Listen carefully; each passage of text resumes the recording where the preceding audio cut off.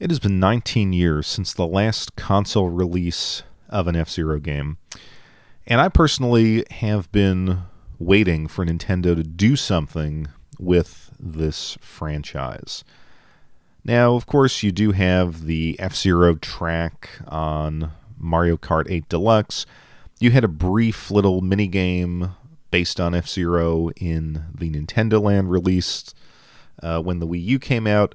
But more or less, this has been a dormant franchise. And it's such a shame because F-Zero represents Nintendo at its best. When the first F-Zero game came out, I remember my cousins had gotten the SNES right around the release date. F-Zero was one of the first games that they had for the console, and it just delivered a gaming experience unlike anything we had seen before. I mean, think about coming from the 8-bit NES console, getting a Super Nintendo, and playing F-Zero with the Mode 7 kind of pseudo 3D presentation. It just felt like such a leap beyond anything we had had in a home video game. The N64 version is one that I wasn't too familiar with. I had played it at a friend's house, never had it myself. Since going back to it, I've seen, that they were doing a lot of great things there, but I don't know, I just think the N64 racing games, while fun, seem somewhat limited, and then, of course, when you play them on sort of a HD TV today, if you hook up your N64, they just lose a little something, but it was an excellent racing game, especially if you clean up the graphics through an upscaler or through emulation. And then, of course, you have FZero GX, the last console release of F-Zero, which did an amazing job of creating that feeling that I got playing the first F-Zero on the SNES. It had the overwhelming visual presentation, not just the sense of speed, which it captured amazingly, but the incredible track design and just the world that it created through its visuals. Now, of course, it was developed by Sega, and I think this handoff that Nintendo gave to Sega to create this game was terrific because Sega knew how to do racing games, exciting arcade-style racing games, and they brought that knowledge and that expertise to the GameCube, but also created an enduring and engaging F-Zero world. So I played that. I wasn't very good at it, but it was one of the GameCube games that I kept on coming back to. And I think if you ask yourself the question, what makes F-Zero a great game? What makes it work? I think it's a game of perfect balance in so many different areas. You have the sense of speed, the sense of risk that comes with that speed, that you're on the verge of losing control of your vehicle, but nonetheless you can kind of still keep control when you're blasting forward at this incredible speed. And then, of course, it has the risk-reward system. The idea that after the first lap you can boost, but it'll drain energy. And, of course, if you take hits or if you haven't memorized the course and you're smashing against the sides, you're going to further reduce your energy and explode. But, when do you go for the healing? When do you time your boosts? It's very simple. It's, by today's standards, this is nothing extraordinary. This is nothing revolutionary, but it just works in the F-Zero universe. And it is, I'm not even going to say it's easy to learn, hard to master, because it really isn't, but it just creates that gameplay loop that makes F-Zero F-Zero. Then you have the rival system, which I probably can't even call it a system, but within the race, as the track is blazing past you and you're trying to keep control, the idea that you're fighting off this rival that you maybe bumped into a few times, that adds to it. You have the great track design, and it was there in all three of the console releases. You felt like there was a story behind this world, that there was some depth to these visuals, and of course you never really had a chance to focus on the individual elements of any given track because you were moving so fast. But I think that's great art design, particularly in the earlier eras of video game development, where you could create this aesthetic that drew the eye to it, that suggested more, but of course the player never could dwell on it because the gameplay was pulling them forward. And then you have great music, particularly in the first F-Zero game. The other two kind of got a little heavy on the kind of Japanese rock, heavy metal genres, but certainly in the first game, just iconic music that never gets old and that sticks with you. So in the 19 years in which we've been waiting for an F-Zero game, there have been, of course, a number of titles that have come out and that have tried to fill that gap that Nintendo left. And these are interesting and often very good games in their own right, but they fail to duplicate, ultimately, what F-Zero did. So I'm just going to go over a few of those franchises, a few of those games, and point out how they just don't quite measure up to F-Zero. Now, the first game, in fact, the first series that I want to talk about is Wipeout. I'm going to focus here on the Omega Collection because it brings together a lot of the games that came out on the Vita, the PSP, and just does a great job of modernizing and upscaling them. Of course, Wipeout was contemporary, I believe, with the N64 version of F-Zero, having come out on the PlayStation and the Saturn about 1997, 1998. And these are excellent games, and I would suggest experiencing the Omega Collection on the PlayStation 5 if you have one, because it's so polished. It feels like a labor of love. Wipeout captured the track design element of F-Zero. These are beautiful vistas, beautiful locales. They don't necessarily suggest of a deeper story, but they are meticulously put together. But the Wipeout series, to me, focuses more on power-ups, almost as if trying to merge Mario Kart and F-Zero. It's focuses on weapons, and there's an emphasis on track memorization, particularly of the different boost locations.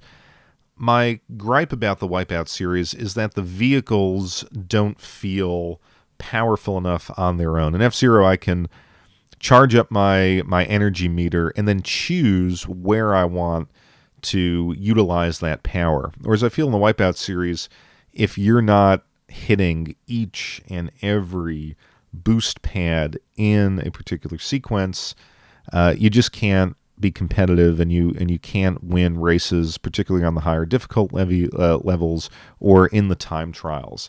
So I never liked that about Wipeout. I see what they were doing. I mean, they're trying to be more technical, and they're trying to get you to engage with these beautiful tracks by focusing on where these boost locations are. But I don't like not having that sense of power, and I think F-Zero gave you that.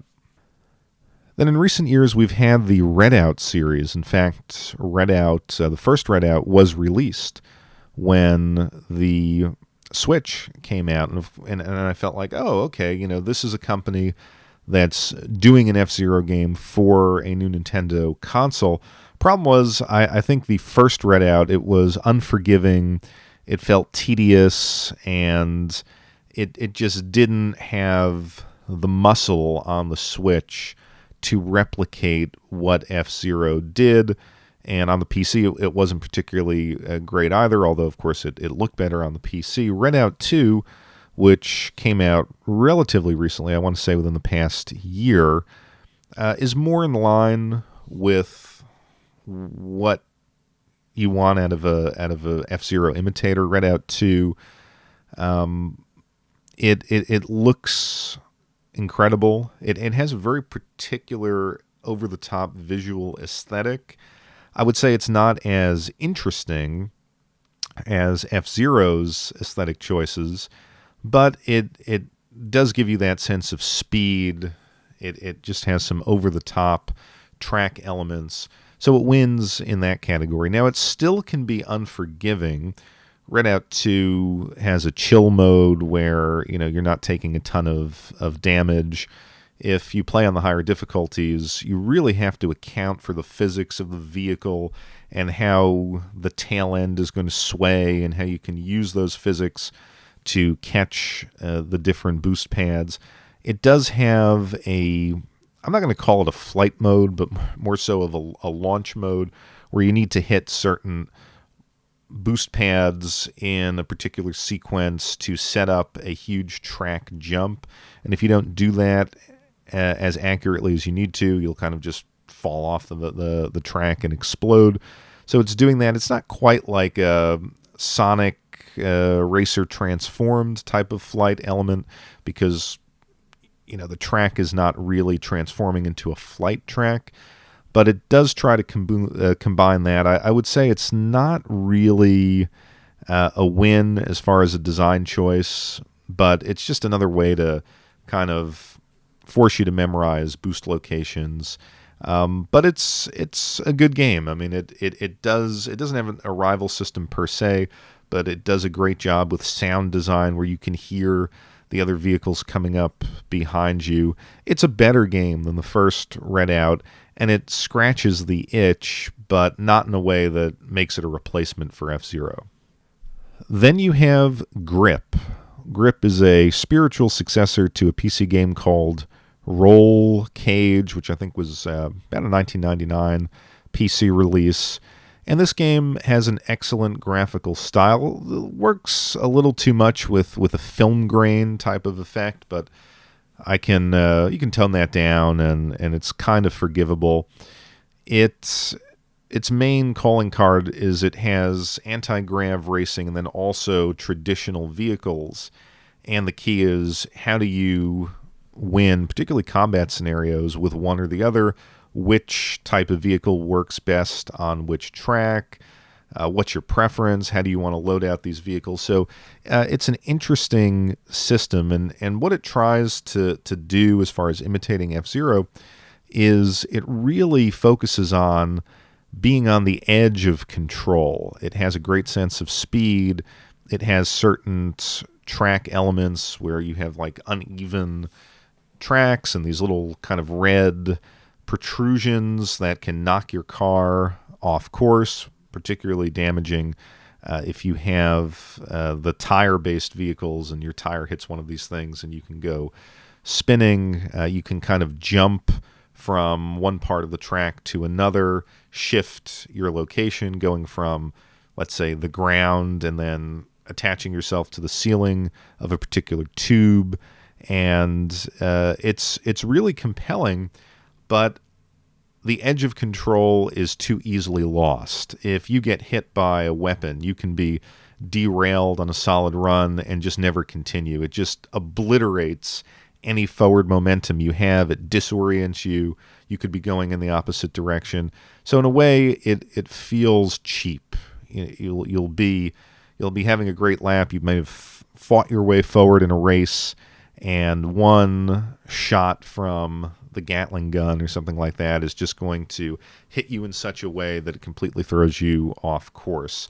So I think it's a conscious choice. It's not necessarily a problem with the game, but it's a little too intense and for my tastes. And I think it ruins what could otherwise be a very good game. And then you have Star Wars Episode 1 Racer. Now, this is a very crude game by today's standards, but I thought it did a good job of capturing the aesthetics of the pod racing scenes in Star Wars. It got, even on the N64, it got the speed element right. It was better on the Dreamcast. It's probably best on PC. Even today, it's perfectly playable if you get the Steam version. I thought it was arguably the best Episode 1 movie tie-in, and just having those races with the different characters, with the Star Wars soundtrack was very effective at the time, and it belongs in the conversation of good anti-grav racers. Although ultimately it's probably on the bottom of the list unless you're nostalgic for the movie or nostalgic for that game. It didn't compete with F-Zero. Even on the N64, F-Zero game is a much, much better game. But I would say it did scratch the itch in a way. It gave you another anti-grav racer on the N64 that I think was worth playing at the time. And then you have AntiGravator, and this is a PC anti-grav racer. I believe it's only on PC, and it's a case of a game that is saying, I want to be like F-Zero, but I'm not going to push myself to do much different. Instead of kind of the energy recharge pads, it has these little canisters. It has a trap system, so it's not really a weapon system, but you can drop traps behind you to slow down your opponents.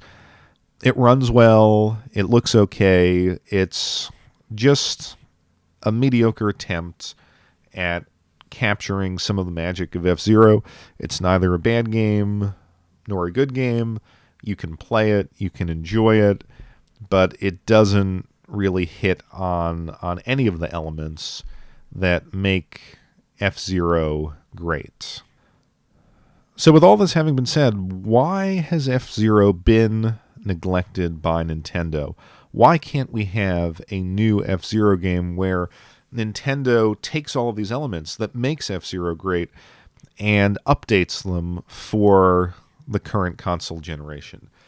I think there's two reasons. One is the success of Mario Kart, and I think probably just as a business decision, Nintendo is saying, why should we put resources into a second racing franchise when one is a blockbuster, when we can sell DLC for one, and we could sprinkle in all of our other IP, including F-Zero, into that game, or we can, put Captain Falcon into the Smash Brothers franchise, and for the nostalgics, that'll be enough.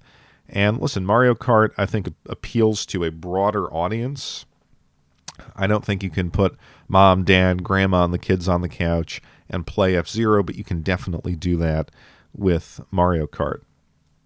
I think the other reason is simply that after the GameCube, Nintendo consoles did not have the hardware capability to simulate the speed that you need to make a new F-Zero game stand out and enhance its graphical presentation in a way that would make the game seem new. A lot of what F-Zero did was, it was on the cutting edge of technology. Even on the GameCube, when you had the powerful PCs of the time, or when you had the powerful original Xbox, F-Zero looked impressive. And I don't think, whether it's the Wii, Wii U, the Switch, the 3DS, I don't know that any of those consoles had the hardware, had the graphical muscle to make F-Zero look impressive against other competing consoles and all of these other franchises. So Nintendo, I think, is just putting it on the back burner. And I think that's a mistake. I think Nintendo could do a couple of things. If they're going to stick with the Switch for much longer, release a remake of F-Zero on the N64. You can give it the kind of treatment that the Mario Wii games got. I forget what that compilation was, that kind of limited time compilation. That would be fine. You can kind of just give it a graphical remix or remaster like the Sega Virtual Racing game, which looked still very much of its time, but was cleaned up, running at 60 frames per second. It looked impressive and maintained the great gameplay. That would be a way to give fans of F-Zero something. And then depending on what they're going to do with their next console, even if, and it probably won't be as powerful as the PlayStation 5, but even if it can't compete with Xbox Series X and PlayStation 5, I think you can do a 60 FPS F-Zero game that looks great, maybe include I don't want to say a story mode, but a progression system within the world that you can create with F-Zero, and then put that Nintendo art design behind it. I believe it will sell. I believe all of the people who kind of grew up with the SNES F-Zero games would make the purchase, and it could be financially successful enough to resurrect this once great series.